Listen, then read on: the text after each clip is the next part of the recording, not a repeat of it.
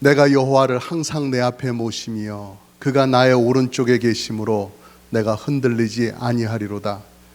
이러므로 나의 마음이 기쁘고 나의 영도 즐거워하며 내 육체도 안전히 살리니 이는 주께서 내 영혼을 수월에 버리지 아니하시며 주의 거룩한 자를 멸망시키지 않으실 것임이니이다.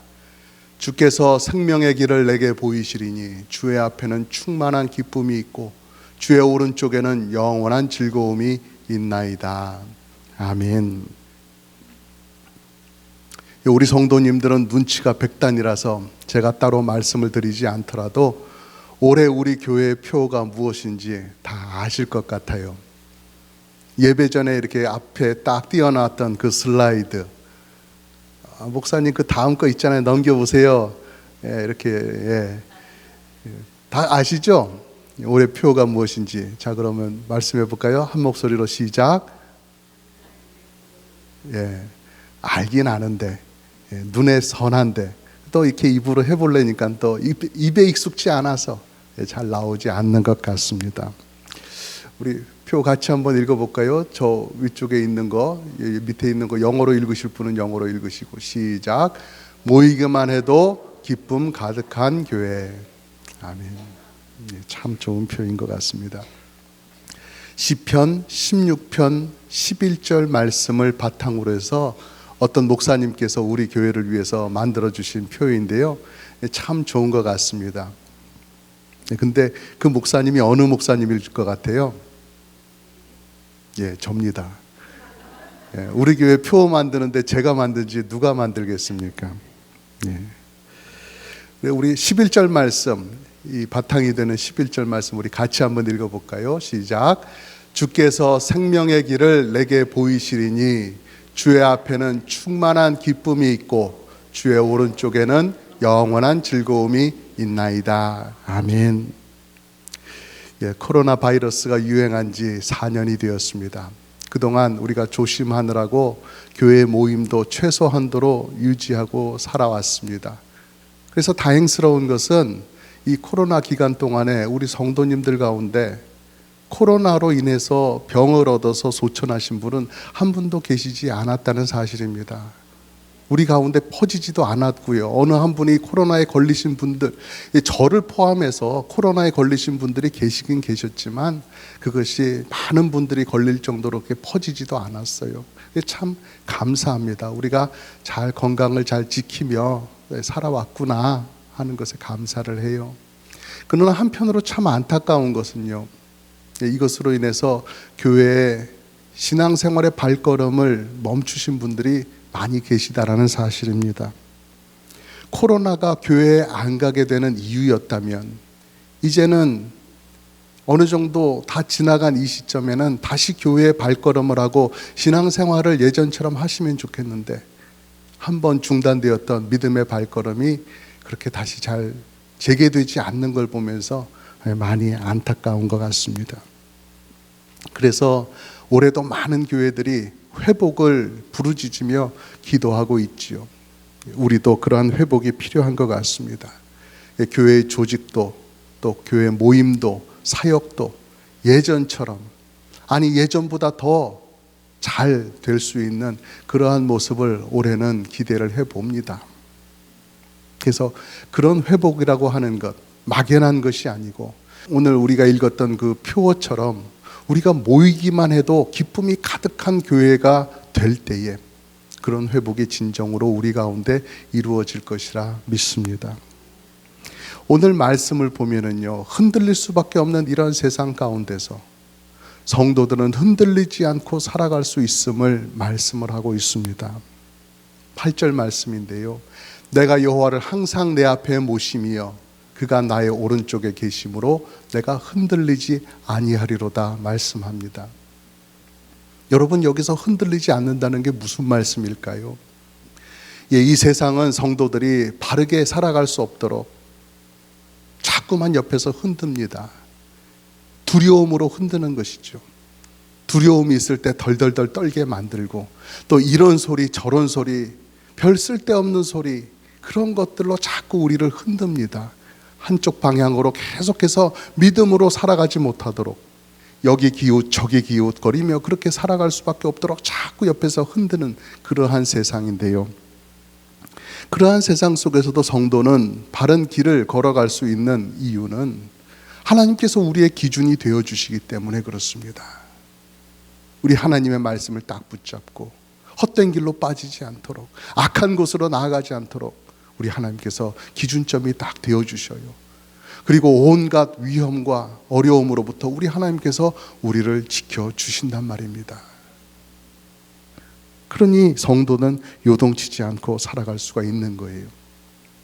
이 교훈을 우리가 적나라하게 볼 수 있는, 정확하게 볼 수 있는 그러한 현장이 제자들이 예수님 안 계실 때 배를 타고 갈릴리 호수를 건너갈 때였어요. 제자들끼리만 배를 타고 건너가는데 배가 그 호수 한가운데 왔을 때 갑자기 광풍이 일어납니다. 막 그 호수물이 출렁출렁거리면서 배 안으로 그 물이 들어오잖아요. 날은 저물어 가는데 물이 들어와서 배가 점점 무거워지고 가라앉게 되어가고 옷은 다 젖고 그러는 힘든 상황이 되었어요. 아무리 노를 저어도 그 배가 육지 가까이 가지지를 않습니다. 그 제자리에서 맴도는 것만 같아요. 그런 상황에서 제자들은 큰 두려움에 빠질 수밖에 없었죠. 이런 것이 얼마나 큰 두려움인지 우리는 잘 알아요. 왜냐하면 바다 가까운 데 살기 때문에 그렇죠. 여러분, 저녁에 이 바다 쪽에 나아가 보셨죠? 여기저기 불이 켜져 있어도 이 겨울바다에 여러분 거기 들어가 가지고 이 허리춤이라도 들어갈 용기가 나세요? 깜깜한 저녁에 그 겨울바다 그 시커먼 물속에 허리춤이라도 들어갈 용기가 있는 분 잘 없으실 겁니다. 무섭거든요. 그 안에 무엇이 있을 줄 알고요. 상어가 돌아다닐 수도 있잖아요. 갑자기 깊어질 수도 있잖아요. 제자들이 그러한 상황이었다는 것입니다. 날은 이미 깜깜해졌어요. 근데 막 바람이 불고 물결이 출렁거리면서 그 물결이 온통 막 배 안으로 들어오고 그래서 홈뻑 젖었을 것이에요. 배 안에 물도 막 가득 고였을 것이고요. 점점점 밑으로 빠져들어가는 그러한 상황. 깊이를 알 수 없는 저 컴컴한 바닷물 속에 빠져들어가게 되면 나는 이제 꼼짝없이 죽게 되었구나. 그런 생각을 하며 덜덜덜 떨었을 것이에요. 그 공포감이라고 하는 것은 말할 수가 없는 것이겠죠. 그런데 그때 예수님께서 제자들에게 오셨습니다. 그리고 어떻게 상황을 정리해 주셨어요? 안심하라, 내니 두려워 말라 하시면서 그 풍랑을 한순간에 잠잠케 해주셨어요. 하나님께서 내 곁에 계시면 내가 흔들리지 않고 내가 요동하지 않으며 살아갈 수 있다. 이 사실을 제자들이 경험하게 해주신 거죠. 예수님이 그 사실을 경험하게 해주시면서 바로 예수님 자신이 하나님의 아들이시라는 사실을 제자들에게 알려주신 것입니다. 그래서 제자들은 이후에도 여러 가지 어려움, 무서운 상황을 많이 맞닥뜨렸는데요. 그때마다 이 제자들은 그런 것들을 담대하게 넘어갈 수 있더라는 것이죠. 이전에 주님께서 우리에게 해주신 그 말씀, 안심하라, 내니 두려워 말라 하신 그 말씀, 풍랑까지도 잠잠하게 하시면서 우리를 찾아와 지켜주셨던 그 예수님의 말씀과 모습을 기억하면서 그래, 그 주님께서 우리와 함께 하시지, 그 믿음이 제자들을 담대하게 만들었던 것이었습니다. 오늘 시편에서 하시는 말씀도 바로 그런 말씀입니다. 10절 말씀이에요. 이는 주께서 내 영혼을 수월에 버리지 아니하시며 주의 거룩한 자를 멸망시키지 않으실 것임이니이다. 아멘. 수월이라고 하는 것은요, 히브리어로 죽음의 세계를 말하는 것입니다. 그러니까 이 10절에서 말씀하는 것은 우리 하나님께서 우리들을 죽음의 세계에, 즉 죽음에 내버려 두지 않으실 거라는 그러한 말씀입니다. 이거 얼마나 큰 위안이 되는지요. 이것보다 평안을 주는 말씀이 어디에 있습니까? 목사님, 그럼에도 불구하고 여전히 죽는 성도들이 있잖아요. 왜 그래요? 그것은 이렇게 말씀하실 분도 있으실 거예요. 예, 여기서 말씀하는 것은 죽음에 내버려 두지 않는다는 사실입니다. 성도들도 당연히 죽음을 경험하지요. 죽습니다. 그러나 그것이 끝이 아니라는 거예요. 성도는 육신의 죽음으로 끝이 아니라는 사실이에요. 우리 하나님께서 천국으로 데려가시고 그 영혼을 천국에서 영원한 시간 동안 지켜주십니다. 천국에서 하나님과 함께 있게 하시면서 곧 있을 육신의 부활을 즐거움으로 기다릴 수 있게 하신 거예요. 그러니까 죽음에 버려둔 게 아니란 사실이죠. 예수님께서도 그렇습니다. 이 땅에 오셨을 때 육신을 가지고 사람이 되셔서 이 땅에 오셨을 때 십자가에 달려 죽으셨어요. 예수님도 죽음을 맛보셨어요. 그러나 예수님이 그것이 끝이 아니었잖아요. 사흘 만에 죽음에서 다시 살아나신 주님이시라는 것입니다. 어떻게 그러실 수 있었어요? 예수님이 생명의 주님이시기 때문에 그렇습니다. 예수님께서는 이 세상 모든 것을 주관하시는 창조주시기 때문에 그렇습니다. 여러분, 성도로서 생명을 누린다, 영원한 시간을 누린다, 그렇게 한다면, 그 평안과 기쁨 가지고 산다고 한다면 죽음부터 우리가 해결을 해야 되잖아요. 죽음의 문제부터. 그런데 내가 무슨 수로 해결을 하냐 이거죠. 내게 무슨 힘과 능력이 있어서 그 죽음의 문제를 내가 해결하고 살아갑니까? 우리는 그럴 능력이 없어요.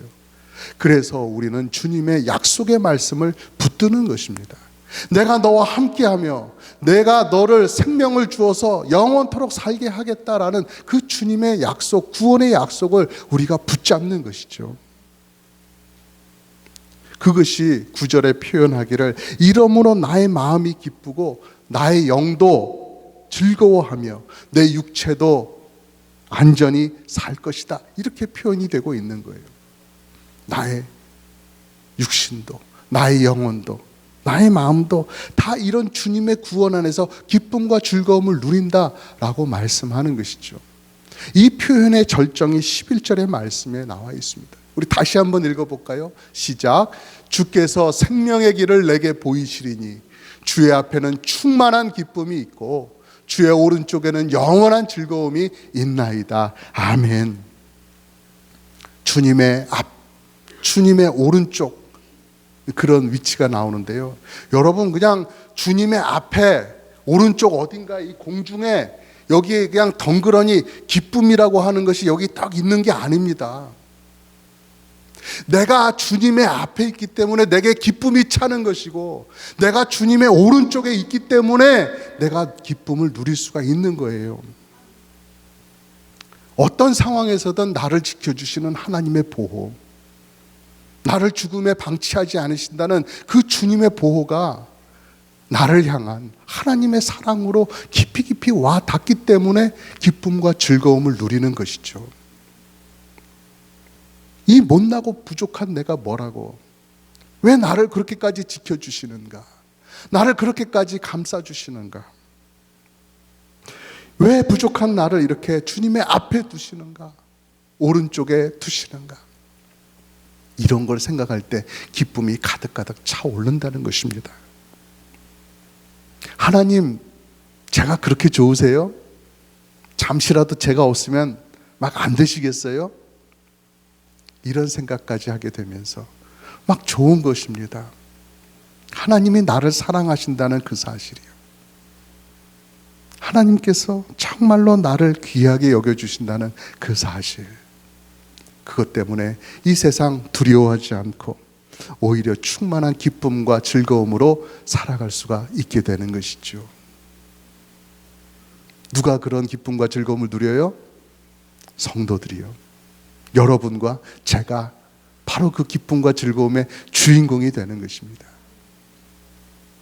그러니까 하나님 곁에 살면서 그 기쁨과 즐거움을 누리는 성도는 그 사랑을 깊이 느끼면 느낄수록 이 세상에서 살아가면서 올라오는 이 불평, 이 답답함, 그것을 잘 극복하면서 살아갈 수 있게 되는 거예요.